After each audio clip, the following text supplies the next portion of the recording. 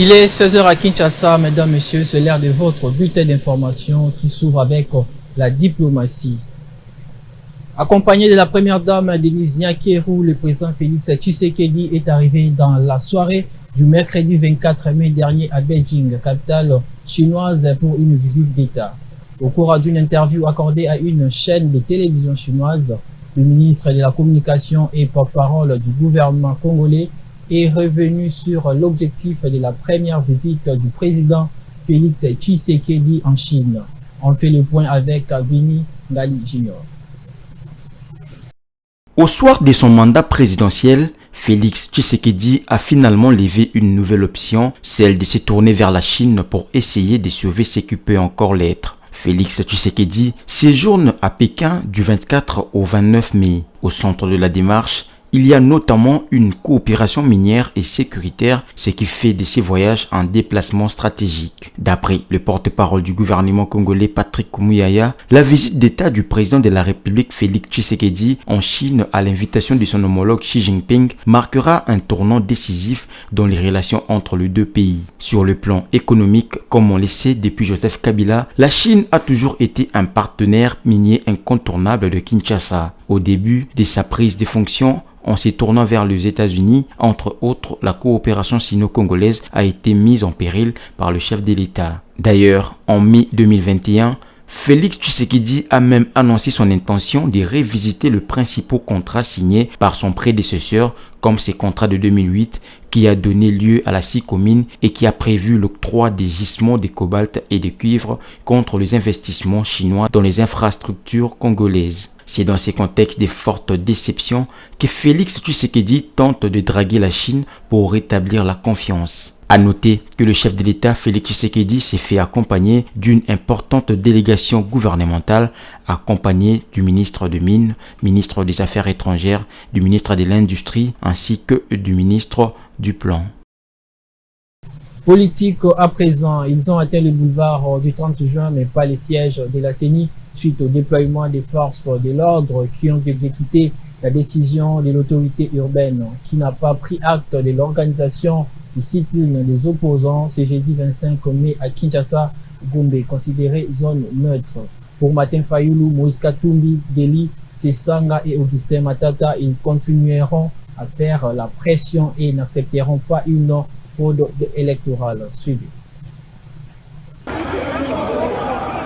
Malgré l'interdiction de l'autorité urbaine sur le sit-in de l'opposition devant le siège de la Commission électorale nationale indépendante CENI, l'opposition congolaise a maintenu sa pression ce jeudi 25 mai sur différentes artères de la ville voulant atteindre le boulevard du 30 juin, qui du moins a été bouclé par les éléments de force de l'ordre déployés en grand nombre pour appliquer la décision du gouverneur de la ville de Kinshasa, refusant de prendre acte de cette manifestation et ont empêché les manifestants d'atteindre le siège de la CENI. Appuyés par leurs militants, Martin Fayulu, Moïse Katumbi, Deli Sesanga et Matata Ponyo ont affirmé qu'ils n'accepteront pas une nouvelle fraude électorale en République démocratique du Congo et qu'ils continueront à résister. Malgré cette forte présence policière sur le boulevard et dans la commune de la Gombe, les Quartro estiment que le message est passé. Pour rappel, le gouvernement de Kinshasa a interdit cette manifestation dans cette partie de la ville, déclarée zone neutre. Cependant, l'autorité urbaine a demandé aux organisateurs du sit-in de constituer une délégation ne dépassant pas 10 personnes pour déposer leur mémorandum à la CENI. Cette proposition a été rejetée par les opposants. Jusque-là,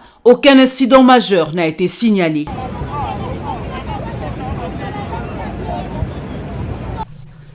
Un mot de santé dans ce journal. Depuis le mercredi 24 mai à la province du Sud-Kivu de la campagne de vaccination contre la rougeole. Toutes les 34 zones de santé qui comptent cette province ont des cas de rougeole. C'est la raison du lancement de cette campagne qui vise principalement les enfants âgés de 6 à 59 mois. Le détail dans ces reportages. Près d'1,5 million d'enfants sont attendus pour la vaccination contre la rougeole dans la province du Sud Kivu. Plus de 21 000 cas de rougeole ont été notifiés en 2022 dans les 34 zones de santé que compte cette province. C'est ce qui explique l'organisation de cette campagne de suivi contre cette maladie. Les enfants ciblés sont de 6 à 59 mois et la campagne se fera sur le site fixe de vaccination pendant 5 jours pour protéger les enfants de la rougeole. Même dans le territoire de Kaélé, où il y a eu des inondations au début du mois de mai, les enfants vont être vaccinés. La vaccination contre la rougeole aura bel et